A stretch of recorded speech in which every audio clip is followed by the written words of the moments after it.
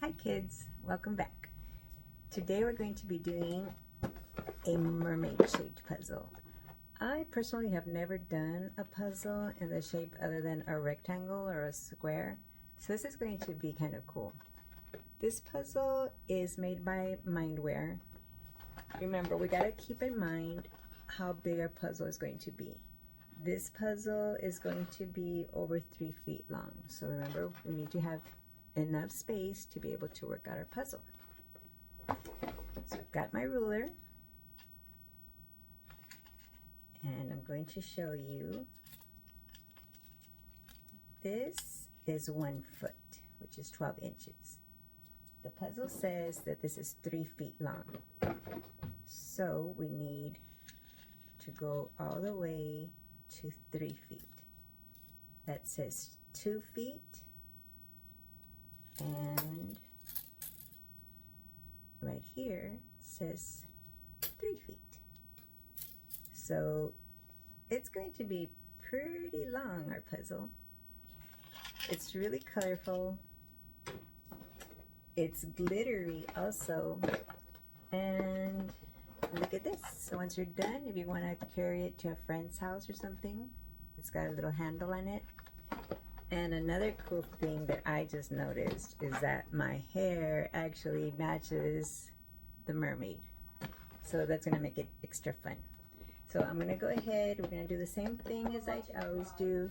I'm going to open up the box, take out the pieces, and separate them for you. Okay, so let's see what kind of shapes these pieces are.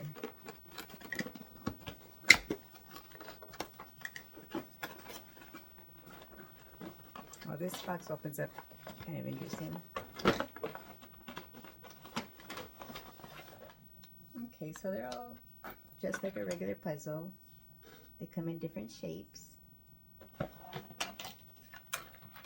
But since it's not a square or a rectangle, I'm not going to be able to sort out the edges by the straight line.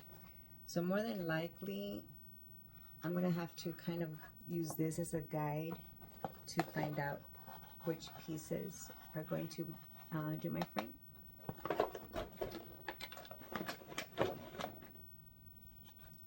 And I have a pretty good idea.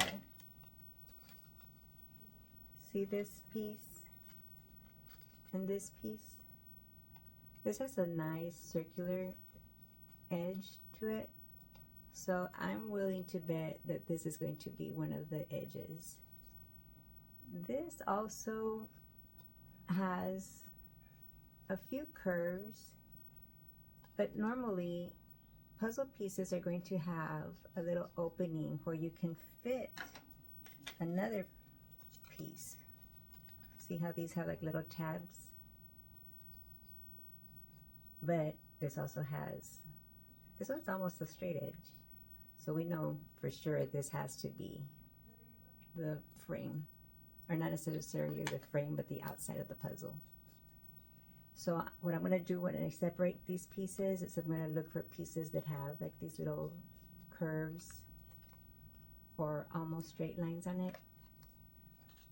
And then the other option that you can do to separate your pieces, see like this, her tail has a bunch of different colors on it.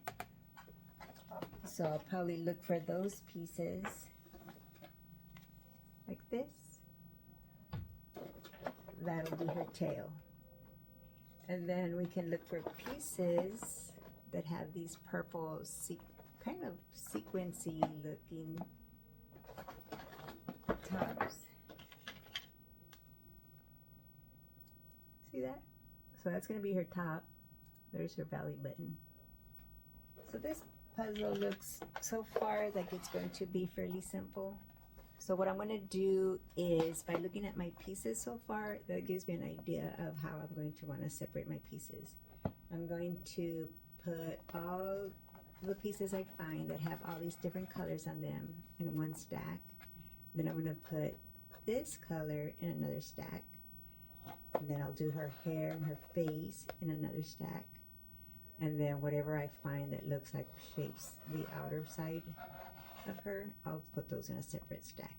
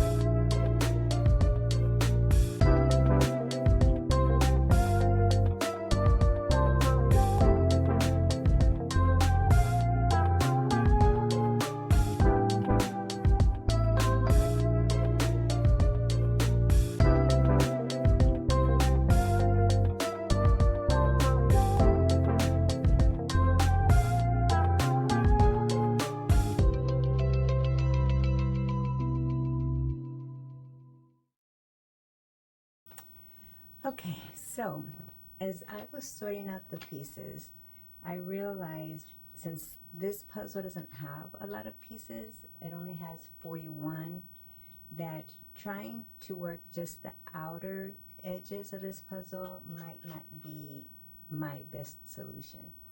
And remember, it's okay, you can change your strategy, you can change how you want to do the puzzle, how you want to start it. And this is a perfect example. I thought that I was going to want to work the outside of her shape first, but while I was separating the pieces, I decided that's not what I want to do after all. So what I'm going to do is do it section by section. So what I mean by that is I might get, and it's kind of like what I was doing already, sorting out the pieces by little areas, because I had mentioned about her top, and then I mentioned her fin, her tail. So it's basically the same thing. I'm going to use the picture on the box as my guide, and I'll probably work on her face and her hair first, and then her top, and then we can do the tail or the fins first. Find out where all the little stars and the fish go, because I noticed those were actually shaped separately, and they're really cute. See that? You've got your fish, there's a starfish, there is another fish, and another fish. And what's nice about that, that's a really good idea. I like that they did that, because afterwards, if you no longer want the puzzle to be put up, you can go ahead and just get these pieces, and you can put a little, like a double sticky on the back, and you can paste them on your wall or on your door. So I think that's a really cool idea. So let me go ahead and we'll start working on this puzzle.